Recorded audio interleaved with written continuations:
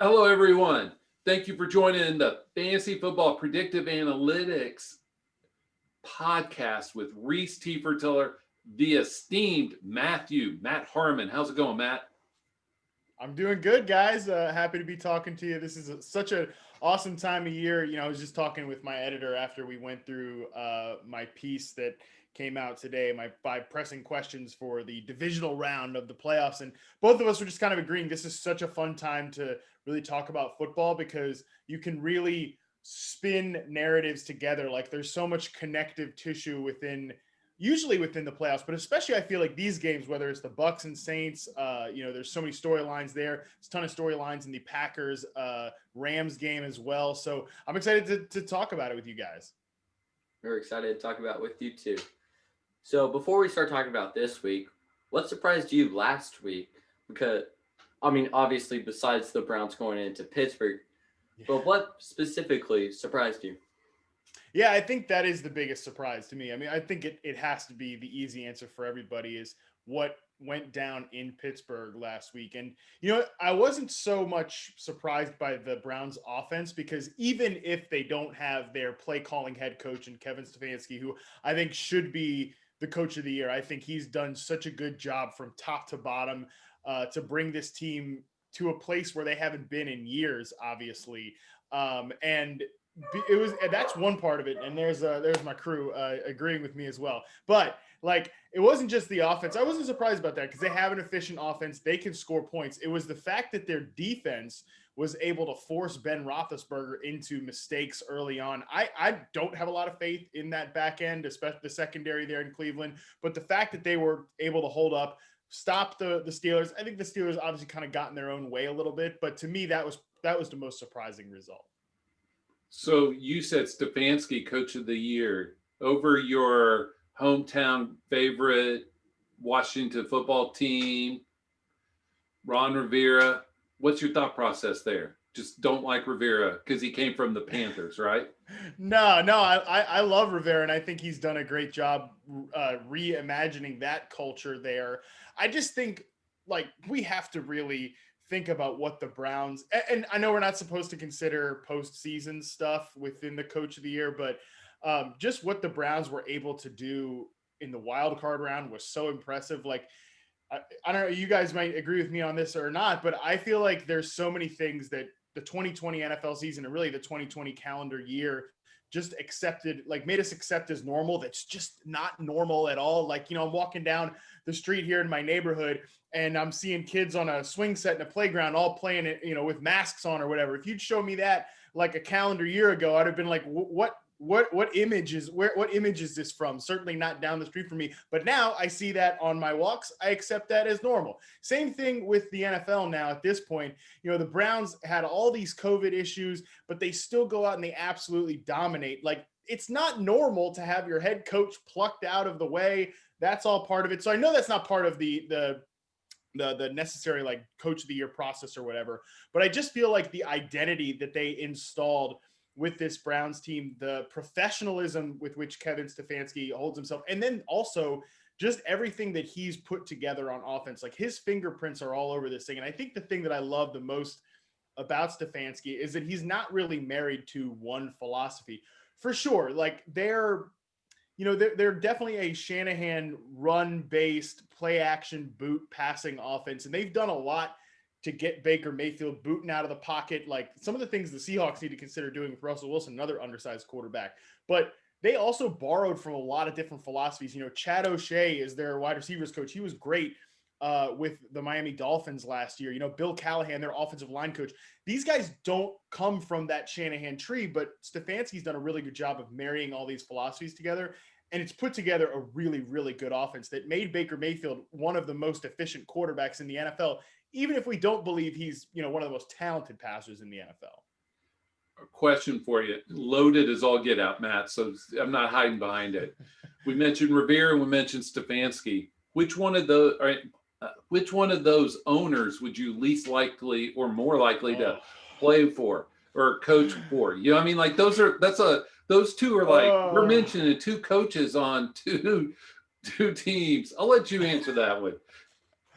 Oh man, that is tough. At least it's not Houston, right? At least it's not Cal McNair. At least it's not the nightmare going on down there in Texas right now. But yeah, I don't think I could look. Neither of these guys are my preferred pick. But I don't think in good conscience right now, everything that we've seen, like the NFL wants to push Dan Snyder out of there. I'm not working for Dan Snyder. Let me just leave it at that. Well, my dad and I were talking in the car even yesterday about what a job Rivera has done, and with your expert opinion, we were Yeah. thinking that not every that in their division you should have roughly 50% of the top two players at each position. We can only think of possibly two, maybe three or four players that the football team has, and yet they're still able to go to the playoffs, which is a great accomplishment, especially considering their coach was getting cancer treatment for half the season, Mm-hmm. and the terrible culture that Schneider let happen under his watch. Yeah, I think that really does speak to the culture that Rivera puts together. It's so funny, Rhys, when you grow up and like you actually work in a job, like in a workplace that you do full time, all that, you'll figure out what culture is all about. And I think it's so funny that there are people on football Twitter that like want to say, "Oh, culture," that's just things that football guys say. Nobody that's ever had a job, and Jeff is nodding his head over there because I'm sure he's had this experience. Everybody's had this experience. Like you work in a place with a poisoned culture, you know what bad culture is. I've worked in those places. I'm sure Jeff has worked in those places. Guess what, Rhys? Someday you will too. Everybody that's listening will eventually go through that, and it bleeds through everything, every interaction, and eventually things get poisoned and the roots rot and the tree dies. That is what happens when you don't have a good culture. I think Rivera has come in to clean some of that up. We'll see if Snyder does eventually get pushed out at some point by like the minority owners and the other folks that have a say in the Washington franchise. We'll see. I have no idea, but at least Rivera is putting some just accountability behind things. And I like that. I've always liked Rivera, even if there might be like a ceiling to him. I don't know that he's ever like. I think he still has to adapt in some ways. Being more progressive as a modern NFL coach. He's very old school, but that is probably the coach that Washington needs right now. At the same time, the roster. We're talking about some of the holes that they have, and maybe they don't have some of the frontline players. I think we could be having a different conversation about that roster, 2 to 3 years from now.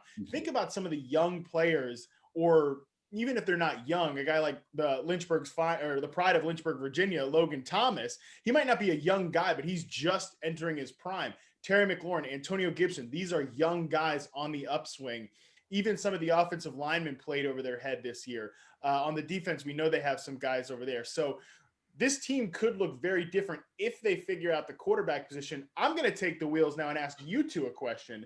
What do you think about this team as a potential Matt Stafford landing spot? Because one of my friends texted, I hadn't thought of that. Listen, I get paid to talk about the sport. My goofball self had not even thought about that. One of my friends texted it to me. I think that's actually interesting. Veteran quarterback, big armed guy, ascending young cast there. I feel like this is like an underrated spot for Stafford to find his way to. I definitely could see that happening, and I do. On to spin off that question for you. What does that do for McLaurin and Gibson? Oh, If I mean they need a quarterback so bad, and you can see it because McLaurin had 1,100 yards and missed a game this year. Didn't score a lot of touchdowns because Washington wasn't scoring a lot of touchdowns. And, as much as we all love Alex Smith and appreciate the story of Alex Smith, and at times I still think he was on balance their best quarterback this year. Maybe if Kyle Allen had finished the year, we would have had a different conversation. But the longer that Alex Smith stayed out there, the more the holes in his game, especially at this point in his career. The thing that made Alex Smith kind of a frisky quarterback was that he could run. He's not really a mobile threat at this point after everything that he's gone through from a health perspective. So they need to solve the quarterback. But when Smith was out there, they were a functional offense. McLaurin was productive. Gibson obviously was a monster in several games, scored a bunch of touchdowns. I'm really excited about those two guys, and Thomas as well. I want to keep mentioning, not just for the Virginia bias, but also really appreciate Logan Thomas's game, and he's a guy that could be sort of on that Darren Waller upswing late in his career. There's some bias. So Rhys didn't get it. Matt, what city and state are you from? I am from the state of Virginia. I grew up in Woodbridge, Virginia, the Dumfries area, which is more in the northern part of the state. But I went to college at Lynchburg University. Well, it was Lynchburg College back then. Now it's the University of Lynchburg. So I spent 5 years in Lynchburg, 4 years as an undergrad, and one I stayed there afterwards. So that is where the pride of Lynchburg, Virginia comes from, because he went to high school there, and then he played college football, Virginia Tech, where one of my older sisters graduated from. So a lot of connective tissue. My dad and I have been like, you guys are doing this podcast together. Me and my dad text about Logan Thomas all the time because we watched him, play. Obviously, when he was in college at Virginia Tech, and my dad really wanted to be a successful quarterback in the NFL. This is a nice little, honorable mention gift for him. And so, Rhys, there's two things about this. So when I first met Matt, he was living in Virginia. I think you hadn't moved west yet. Yes. And there's a case to be made that Logan Thomas may have been their best quarterback this year if they would have put him under center. And I mean, is he better than Haskins? Possibly. Kyle Allen? Possibly.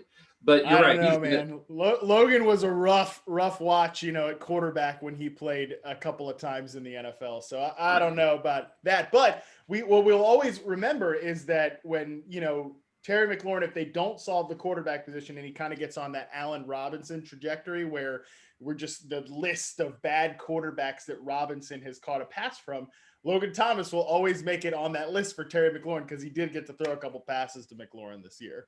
That's awesome. But you asked that question. I almost think that there's a better chance of somebody like Matt Ryan ending up in Washington. I could see Stafford going someplace that wants a bigger splash, like Denver, or, like Stafford's a little more sexy because he's younger. I have a feeling that we're going to see Ryan, if he ever leaves Atlanta, being on the Ryan Fitzpatrick journeyman, throwing as much as he can kind of pathways. But you mentioned them getting a quarterback. It's almost the talk that we were having about the 49ers a couple years ago with the revamped defensive line, and also had the up and coming rest of the defense. And all they needed was the quarterback, and they traded a second-round pick who they preferred Tom Brady, but Jimmy Garoppolo's been an okay consolation prize. Okay. Some years better than others. Yes.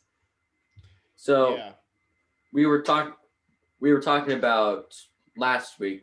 What do you think will happen in this week in the 4 games? Yeah, I love these games. Like I said, so many intriguing storylines. We've got the Bucs and the Saints. We've got the Packers and the Rams. And it's interesting, obviously, and then there's a couple other games too. But it's interesting. I don't know how you guys feel about this, but I love the fact that we sort of have the older school in the NFC versus the new school in the AFC when it comes to the quarterback positions. It's crazy that I think there's so much youth just right now in those AFC teams. There's so much like up and coming talent there. Obviously, 3 of the starting quarterbacks are from that 2018 class. I'm pretty sure Baker Mayfield is the elder statesman of the group from an age perspective. Obviously, Mahomes has 1 year in the league on him, and Mayfield's like 26 or something like that. It's crazy. So then there's so much there. I think that's really the key storyline. The interesting thing to me is, and I don't know how you guys feel about this, but I wrote about this in my column this week. We're talking about this matchup with Brady and Brees and like the old man quarterbacks. That's almost like disrespectful to what Tom Brady has done this year, because I think Brees looks like a guy that's along for the ride. I think everybody pretty much expects, no matter what happens, when this playoff run ends, Brees is gone. He's already got a job lined up with NBC, whatever. Thanks a ton, Brees. We'll see you later. And the Saints are kind of left in a mess at that point. Their cap situation is hellacious. It's rough to look at. We'll see what happens with those guys. But Brady has played, honestly, I think we'll look back at this season with Tampa Bay sort of like we look back at Brett Favre's first season with the Vikings. And we're kind of surprised that this is one of his better statistical seasons, at least in recent memory since like 2010. So yeah, it's interesting. That's really one matchup that I can't wait to. I can't wait to see that one because we know the Saints have crushed the Bucks lately, but the Bucks, I think they look like the better. If they can get a handle on this game quickly and can score aggressively and fast, I think they could easily win this game because they're so hot offensively right now. I do think the Saints, like you were saying, the Saints are a team that's built to take a lead early and keep the lead with their great defense. But the Bucks are also a team that is built to score points, and if they need to, fast. Another storyline that I haven't seen much buzz on, which is weird for a Saints Buccaneers matchup, is the Marshawn Lattimore Mike Evans. They usually see it, but and nobody talks it. There's no one's talking about it. But Lattimore has shut down Evans pretty much since he's come into the league. Yeah, and can Brady produce without Evans is another big question. Antonio Brown helps. Yeah, right. Well, that's the thing is that in previous years you could take away Evans, but then all right, now you can line one guy up on Mike Evans and then you can do what you got to do with Chris Godwin. But now, think about this. The last time that these two teams played and the Saints just cleaned their clock, with the Bucks, like that was an embarrassing all out. It wasn't like when the Steelers come out and they make their own mistakes and they kind of get in their own way against Cleveland last week. Like the Steelers they might have gotten in their own way more than the Browns were doing some confusing things on defense. That wasn't the case with Tampa Bay when they played the Saints last time. Last time these two teams matched up, the Saints just whooped them. There wasn't like turnovers or anything. They just took it to them on both sides of the ball. But at the same time, I think about the Bucs offense then, and I think about it now. And one of the biggest differences is Antonio Brown. And like, you can like the guy or not. I've met Antonio Brown, and I've got some stories there that I'll keep to off air. But point being, like at that point, Brady is like telling Brown what routes. You could see it before the snap. Like, hey, okay, on this play you're gonna do it. Like just talking to him privately. Like that is a huge just wrench in your operation. Now, Brown has scored, I think, in his last 4 games. I think he scored 5 touchdowns in his last 4 games. He's been a huge vertical threat for them. He's starting to look like prime Pittsburgh Antonio Brown, and that's their third receiver. That's why I think this matchup is so different. They've also started to do some creative things with Gronk as a blocker that I think will really help. Gronk was basically just their second left tackle last week. That's going to be huge against a team in New Orleans that kicked them around up front last time they played. You hit the nail on the head there with the pass rush, because that's Tom Brady's kryptonite is interior pass rush and just pass rush in general. And if they can keep that 6th blocker in, maybe even 7th, depending on the running back. Mm-hmm. But if they can stop the pass rush, I do think the Buccaneers should win this game. Yeah, that is really going to be the biggest key, because there are, it's easy to say, right? Everybody's kryptonite is if you can get pressure on them, they're going to be in trouble. But yeah, when you're 43 years old, you don't move like you used to. As I said earlier, age comes for us all, and it is definitely in some way or another come for Tom Brady. Even though I don't think he's getting nearly enough credit for having one of his best seasons this year. Yes. It's almost like that graphic where they show Tom Brady next to George Blanda. Yeah. 43 goes a lot farther than it used to. Especially when you're married to Giselle, but that's a different topic. Yes. So with the coaching news of Urban Meyer, what is the most appealing offer for every team that you still see? You mean like what's the most intrigue, or like what's the most appealing job that's opened? Yeah, I mean there's actually a decent amount, right? Because theoretically we could talk about draft picks and like the Jags, they've just got a full tank. Like they've got an arsenal there of cap space. They've got draft picks to throw around. But what do you have all these draft picks for? You have them to get a generational difference maker like Deshaun Watson, right? Houston should theoretically be that job that everybody wants. But who wants to work in Houston right now? I mean, that is a train wreck of all train wrecks. That is not a place you want to be. So it's they're the one that stands out to me as a job that could be really appealing. But it's just the culture there is a mess. The Eagles too, I also don't think are an appealing job at all. You know, they're second. They're the second highest team over the cap. Again, the Saints are the highest. They're at like 90. They're at 95 million over the cap, which is insane. The Eagles are second at 50 million. So that's almost double the hole that the Saints are in. I have no idea. I have no idea what the Saints team is going to look like this year. And I feel like we haven't really grasped that. We haven't really come to terms with that yet. I'll tell you what, I think the Chargers are probably the best job because they have an offense that's ready to roll. They have the quarterback position solved. They're not a high, even though you're in LA, you're in a town with a lot of attention. It's not a really high pressure job. And the other one that I think is intriguing too is Atlanta, but it depends on who gets the job, right? Because Jeff, you were saying like you could see Matt Ryan on the move, maybe in like 2 years or something like that. But they're a team that at this point, I think they just have to make like that last push. You know, they've got to kind of just go for it for the next 2 years. Try to load up their offense because that's the unit that's closest to being a top 10 type of unit, and just make one more push at it. But I have no idea really if that's the way that they're going to go. So to me, I think the Chargers are the best job. Yeah, the only reason I say that is you have Brady for another year or two. You have Breeze this year. You know, whoever rebuilds the quickest would be sad. And I could see Atlanta with that high draft pick. You know, Matt, I wanted to get your pulse on this. Recently, I talked about if you're the Jets or the Dolphins, which picks do you trade with current quarterback, withstanding, notwithstanding, for Watson? What do you push in for Watson? See, to me, that's the power move if you're the Jets or the Dolphins. I don't know if you agree or disagree, but he sure looks a lot better on one of those two teams.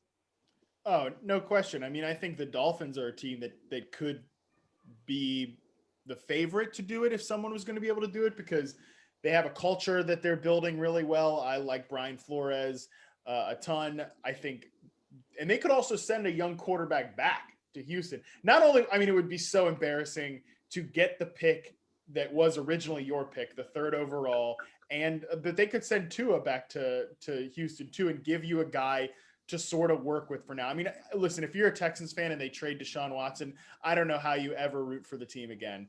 That's just me. Especially, it's like you go from DeAndre Hopkins to Deshaun Watson to 2 years later, you've got Tua and some draft picks. I feel like I'd be puking all over the place if I was a Texans fan.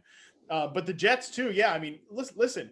I think 31 teams should think about it. Obviously, teams like the Chiefs, the Bills, the Ravens, they're going to think about it and be like, no, of course not, right? But I think all teams that are not 100% sold that they've got their guy need to consider it. So a team like the Jets, of course, the second overall pick, next year's first round pick, maybe another one after that, I think you have to have that conversation because quarterbacks like this, I don't know. We've seen guys move around in their prime before, but not guys that are potentially one of the 5 best in the NFL. I can't remember a trade market like that for a guy in his prime. It's why I tend to think it doesn't happen, but I also think everyone should consider, knocking on that door.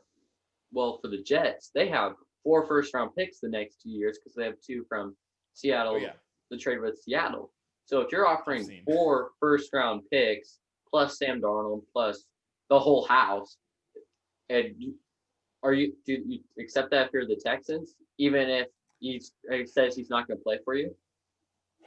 I mean, if he's dead set, I'm not playing for you. I will Carson Palmer this thing. I'll retire and do whatever. Yeah, I mean, it would make sense to ship him off for that kind of draft capital, but you got to at that point, you've got to think about what have you done. I hope someone at some point goes up to Cal McNair and says, hey, maybe you need to get this Jack Easterby guy out of the building because nothing good has happened since he has been here. You're running off all your best players, man. This is not, I don't know. Of course, to answer the question, yeah, of course, if you're Houston and this guy's not going to play for you, you take all that draft capital, but man, you're left with a lot of problems there. Draft picks can be overrated. You have all these draft picks to get a guy, like I said, to get a guy like Deshaun Watson. Suddenly you're left with nothing but hope for the future. Whereas you should have the thing that inspires the most hope, which is a top 5 quarterback.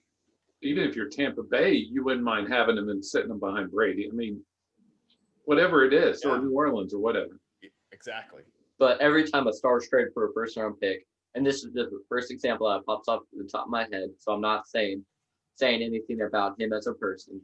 But when I first heard about the Odell Beckham Jr. news, I thought the Browns won that trade because they get the locker room problem that was Jabril Peppers out. You get a locker room leader, not OBJ, but Olivier Vernon, and you lose one, but you lose one in Kevin Zeitler, but you gain one in Olivier Vernon, and you get someone who inspires hope in the franchise that hasn't seen it in 20 years. How about the Khalil Mack trade for a first rounder that turned into who was it? Who's the safety for the Raiders? Jonathan Abram. Yes, and he's been a low performer. You know, I mean, like whenever you see those, or even Amari Cooper for 2 firsts or whatever, what was it, 1 first? 1 first, the Mac trade. First and a third, right? Right, yeah. But even then, it's still, how many picks did the Raiders spend on first? Would you rather have Amari Cooper or Ruggs and Brian Edwards? You'd rather have Cooper. Yeah, I don't. Yeah. There's always an element of like, once you get the picks, you gotta pick the right players, which is why, like I said, draft picks can be overrated. I feel like fans and some media folks obsess over draft picks because it's just the potential for all of these things, and it's the unknown and all that. But we balk at. I don't know why we've gotten to this point as a media collective, but we've gotten to this point where like we balk at players, getting paid and all this type of stuff. Well, you draft players to be good and then to pay them, right? Like you get a guy like Amari Cooper, you want to draft a player like that, you want to grow him, develop him, pay him, continue to grow him. That's why you have draft picks, to get those type of guys. So, sometimes like I think you can go overboard for non-quarterbacks, right? Like the Khalil Mack trade in hindsight, yeah, the Raiders never made anything out of those picks, but the Bears have not made anything out of themselves by having Khalil Mack on the team. So it's like, how much can you really train? How much can you really evolve your franchise? And even Beckham, like the Browns are great this year, and he hasn't been a part of the team for most of the season.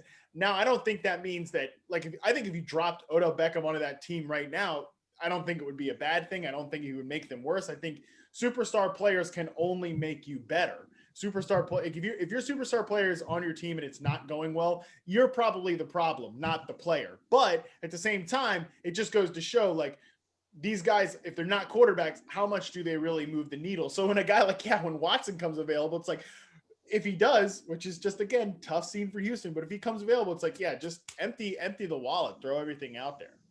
But I'm just going to choose a borderline number 1 receiver that you get that's apparently worth the first round pick in Amari Cooper. And there's and let's say there's 10 years that they've gotten drafted from Julio Jones all the way to Justin Jefferson. So he can arguably be a number 1 receiver. That's a 10-year period split over 16 receivers. So you're fighting over the 1.6 receiver, let's call it 2, if you're hopeful, in a draft, and you're going to try to draft one with a random pick. Wide receiver drafting wide receivers in the first or second round has not been productive. Look at who are the first. Rager, what was he, a second rounder? Rager was the 21st overall. 21st, Ruggs, and the list goes on. Even Judy, for your boys, hasn't panned out like they'd like. You'd give that for number 1 overall anyway. Yes. Or not 1 overall, but first rounder. So we've touched a little bit on Allen Robinson. What do you think? What do you see of his future being? Should he stay with the Bears, or should he explore his options elsewhere? As we've heard rumors of him going to either New York team. Yeah, I don't think he wants to stay in Chicago. That doesn't seem. But yeah, like when you look across the league, like just teams that have a ton of cap space right now, because the cap is going to be. It's not a great time for him to land in free agency, right? Because it's not one of those years where it's going to be like 200 million or something like that. We're going to be a little tight this year. So when you look at the teams that have the most, the Dolphins are up there. They're a team. The Jets, obviously, you mentioned both New York teams. They could potentially get involved. I would love to see a team that has some decent space, like the Chargers or even the Ravens are another team. I think. Well, I don't know. I would love to see if Chris Godwin gets out of Tampa Bay, which I doubt. I think they'll probably just tag him and that's that. But he would be a perfect fit with the Ravens. Even a guy, I think they need like an over the middle dominator type of guy. But I think every team should be interested in a number one receiver like Allen Robinson. So yeah, I think there's a ton of places that could look at him. And even like I said, the Dolphins are interesting. Washington is interesting. They have a ton of cap room. If they go and get a veteran quarterback like a Stafford, then you go and pay a receiver like an Allen Robinson, and now you've got Robinson and McLaurin, and that is a great one of the best duos in the league already right there. How about Houston? Would he consider going down Houston? Oh my God. I don't know. The problem with Houston is they don't really have a lot of draft. They don't have a lot of cap space either. Like they're already over the cap. They could cut a guy like Brandon Cooks. And I obviously think Robinson is better than Cooks, but Will Fuller's a free agent, right? So like, I don't know. Houston's a mess. I don't know what to say about Houston. I don't want anyone to go there right now. If let's say if the Dolphins sign Robinson, do they still take a receiver at the three pick, or do they pivot to Penei Sewell? Pretty sure I butchered it, but yeah, I think they probably look elsewhere at that point because Parker is not a number one receiver. I've always believed that he's not the type of guy that separates at all levels like an Allen Robinson. Like if you're making just because they're both big receivers doesn't mean they're the same type of guy. But Parker's a good number two, especially because he is a big play threat. He struggles to stay healthy, sure, but like when he's out there, yeah, I think he's good enough. He's on a decent enough contract for them too. Preston Williams is another guy that he could be coming back at some point.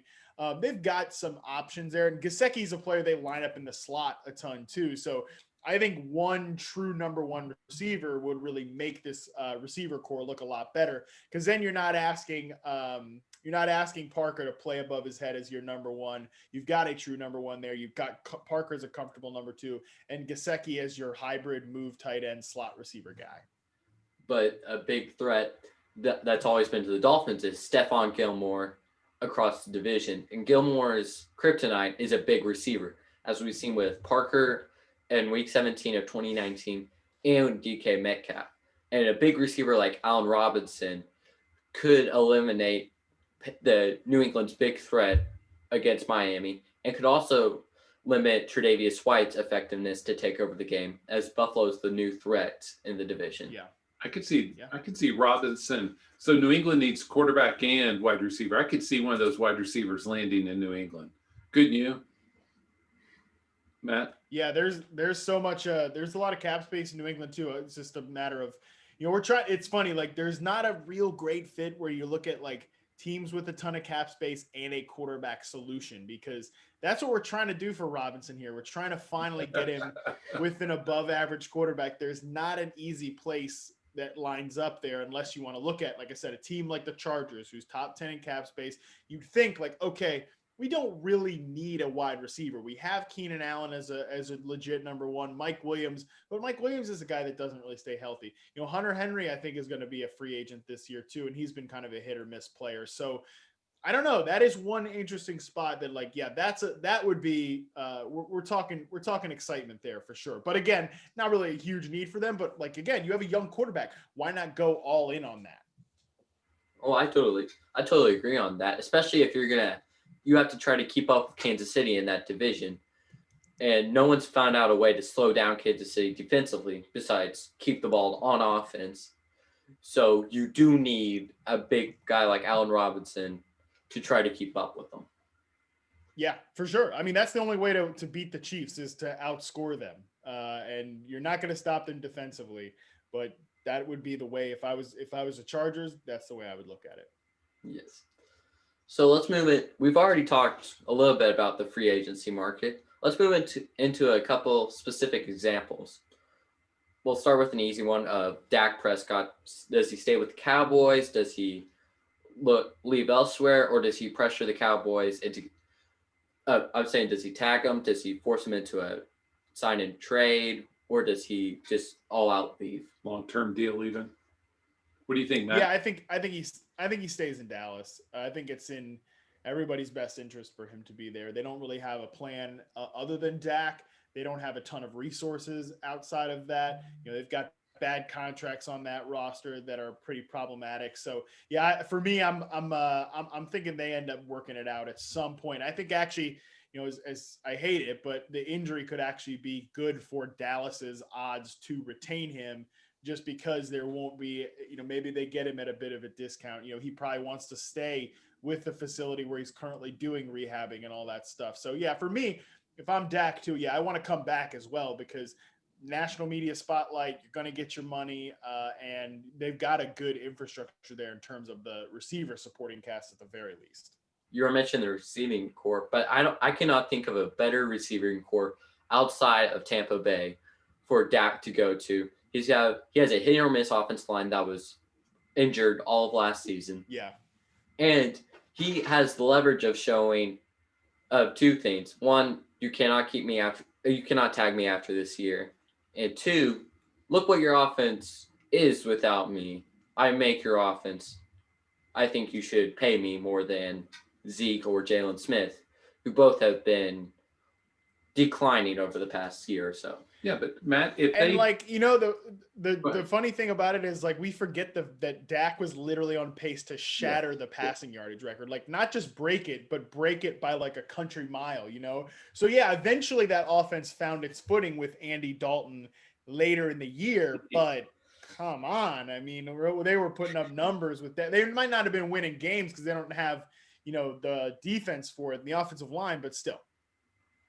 I was laughing just because the way you said it is like Andy, adjective, Dalton, right? And, the part that makes me laugh on it is if I'm Dak, I'm like, okay, tag me, I'll play it out, because he'd be worth a ton if he hits free agency in a year. Even if he gets hurt and doesn't play it down in 2021, he's still worth a mint in free agency, isn't he? Oh, yeah, no doubt. By the way, guys, breaking news. We can break it here on the podcast. Urban Meyer is officially done deal, the Jaguars head coach. Matt Harmon's going to be his team. Matt Harmon's going to be his official media spokesman too. I don't think that's a good idea. for all parties, right? For so many reasons, yeah. I don't know about that. Well, we were talking about him earlier. Would you rather sign Dak or trade for Watson, knowing Dak's going to probably cost at least $45 million in contract? Watson's cost similar. Who would you rather have?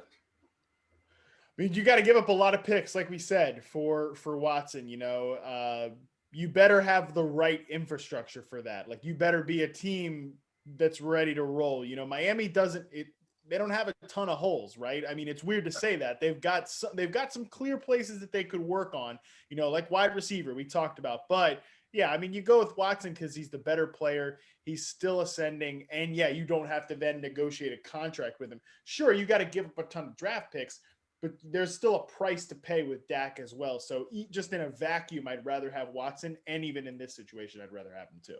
Oh, me too. And in fact, you could make a case that Watson's top 2 or 3 quarterbacks you'd want to have long term. And I think he's a top 5 quarterback in the league right now, for sure. And the other guys, how many of those in the top 5 are 30 years old and older? Right. I mean, Rodgers is probably better than him. Wilson. I don't know. Depends on which Wilson, right? Yeah, like I'll ask you guys this, because we kicked this around, or I meant to ask this on our podcast, and then I forget. But I forgot to do it, so that's that. Would you rather have, like, right now, you got to win a Super Bowl in the next 5 years? Let's frame it like that. Would you rather have Russell Wilson or Josh Allen? You start. It's I'll take that. I'll take Russ, only because I'm afraid of Josh Allen post Dayball. I know there's risk each way, and we are, by whichever one we choose, we're inferring either best or worst possible offensive coordinators. I mean, like, me saying what's Josh Allen going to look like post Dayball, and we're thinking what's Russ going to look like without Schottenheimer? Are they going to run more? Are they going to pass more? But I think Russ is still in his prime, and but that's a tough one. I'm going to take the opposite side of you. I'm going to take Allen just because in 5 years, Russell Wilson can be 35 and 36 years old, and you don't know what his mobility will look like. You don't know much about that. Well, I know Josh Allen in 5 years can still run. He has a rocket for an arm, and right now he does not have 3 or 4 good teams staring him down. He has the Jets and the Patriots in the division. But the problem is he'll be old like Matt is now at that point. No, hey, wait a second. Russ is.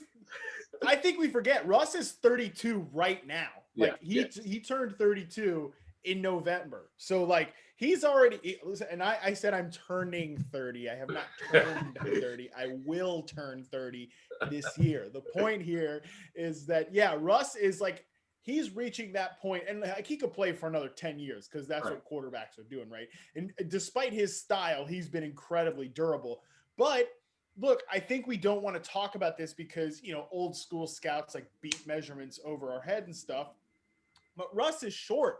And like Rhys is saying, the mobility, when that starts to dissolve from his game, and it will because it does to all of us, Russ has never been a guy to matriculate an offense over the middle of the field, that quick game type of stuff.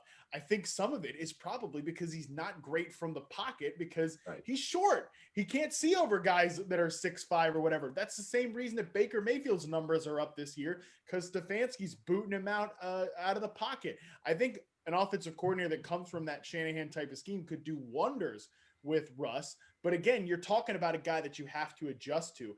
Allen, on the other hand, and this is why I agree with Rhys, I think if we're talking like I got to win a Super Bowl in 5 years, give me Allen because obviously Brian Daboll's doing great things for him, but some of the things that Allen does, they're just indefensible. Like those Colts are undefendable. Like those Colts, some things he used to do were indefensible too. But some of the things he does, like those throws against the Colts where there's nothing out there. He just boots out of the pocket. And then when he's out of the pocket, like you're like some guys, it's like, okay, let me hit the layup and like, let me turn what could have been a disaster into a positive play. Allen, because of his arm talent and he can fit it in that keyhole now at this point, we're talking about turning negative plays into spectacular plays. That is just so tempting to me. I'll always take that upside. Wilson, I just think at this point, like his limitations are clear and he's still a great quarterback, easily, a top 5-6 guy in the NFL for sure. But there are limitations there where I think Allen might be reaching a point where he is transcending limitations and turning those negatives into strengths. But the other thing with Wilson is the reason why they're firing Brian Schottenheimer is he wants to throw the ball. Carroll wants to run the ball. Yeah. So and that might help Wilson, but it also might hurt him because Wilson's can make things play, has been taught and trained how to make things play because of the weak offensive line. And there's not much of an offensive line and he can't move and they're trying to run the ball, I do not see how Wilson can be as effective versus Allen, who has shown that he can be great in run and pass. And so has Wilson. But Allen's shown that he can be a much better passer, and as this is the quarterback position where you throw the ball, as was his argument for against Josh Allen earlier in the season. I'm okay being wrong. I got one for you, Matt. I'm going to spin a similar question to you. Next 5 years, win a Super Bowl. Would you rather have Lamar or Herbert? That is a great one. That's a great one because, like, that started to become a legitimate question in like November. Yeah. Who would you rather have? It's tough, right? Because we saw, and I'm thinking on the fly here. I don't have a good answer. These guys are so close. When you look at Lamar, he has similar properties to what we just talked about with Josh Allen, those undefendable moments. Like you can be right as a defense. You can have the right answer to how do we stop Lamar Jackson? How do we contain this offense? And you could still be wrong, right? Because he can just bust like a play that no one else can. And I still think that's an offense that has mostly this year been mismanaged. Their passing game, I don't think, is well designed at all. They're just now starting to get layups involved to Hollywood Brown, which is like, what are you thinking, Greg Roman? Like, did you watch Marquise Brown at all as a collegiate player? You know, you want to get him some screens, you want to get him some slips out of the backfield and stuff like that. You don't want to just use him as a vertical threat.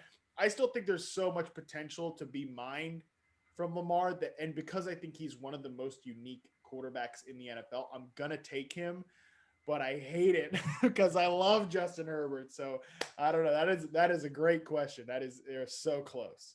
Uh, I'm gonna ask for clarification on this. Are you saying on their respective teams or on their Current current teams? situations, just I'm like gonna we take- did with Russ and Allen. I'm gonna take Lamar. Well, see, I'm on gonna current teams, I mean, listen, you're not the Chargers are cursed, so you're not winning anything anyways. So Yeah. you might as well take Lamar. Especially behind with Mahomes in the division is the other thing, right? That's what I was thinking. Yeah. Plus, Harbaugh has shown he is a capable game manager, unlike Anthony Lynn. And with Ben Roethlisberger on the large decline, and you don't know, and you have a big question mark with Baker Mayfield in the division, I do see this being the Ravens division for the next 5 to at least 10 years. Ozzy Ravens could win a Super Bowl in a couple weeks, man. You know, they're definitely good enough. Yeah. I love the Ravens, man. I think they're a great dark horse. I picked the Bills to win the Super Bowl. I've been in on this Bills team all year, not just because they've got guys like John Brown and Stephon Diggs, you know, my reception perception boys, but like I love the way Josh Allen plays. I had Josh Allen on like every fantasy team because people like Jeff were just letting him fall down the board. I'll take it, man. Hey, you know how it is, Matt. Our job is to talk about the narratives, state our case, and be wrong a lot, and be okay with being wrong a lot. And I'm okay with being wrong a lot in this. We are talking. That's why I don't gamble. I don't do the DFS because, you know, we are wrong a lot. And Vegas makes a lot of money off of gamblers being wrong on football. And so, you know, there's some things I like, players I like to root for. But anyway, I think Rhys has a really good question for you up next. Sorry. So, did you give Cole Beasley his All-Pro vote? No, that was Peter King, I think, right? And the reason he asked it is because, you know, you don't like the other two guys in that wide receiver core, do you? Yeah, no, I hate him. I mean, I'm on the record long time. Yeah, Smokey, I'm hopeful for. He'll have a good playoffs. He's been hurt most of the year. Yeah, and I will. I'm hoping to see something big this weekend. Yeah. Yes, I will give you credit because earlier in this previous offseason, I believe it was maybe July or August, that you put out an article that you thought Devontae Adams would be the wide receiver 1 and Alvin Kamara would be RB1. And you said you were wrong about it last year, and that I'm still going to double down and think they'll perform now. And you're right about that, along with putting A-Rob ahead of A-Rob way up, along with McLaurin and Lockett in your rankings. Well, I appreciate you sharing all the things I was right about. That's why you're a good podcast host, Rhys. And wait, you know, Matt, just wait till you get married and have kids. So then everybody has a chronicle of every time you're wrong, like me. You know, like it's open up the scroll and it goes all the way down, and you know they keep it chronicled. You were right about 3 months. Oh, there you go. Last question. It's about one of your boys.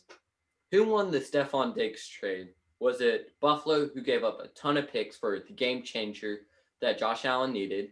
Or is it Minnesota, who got a lot of picks and turned them into another game changer in Justin Jefferson?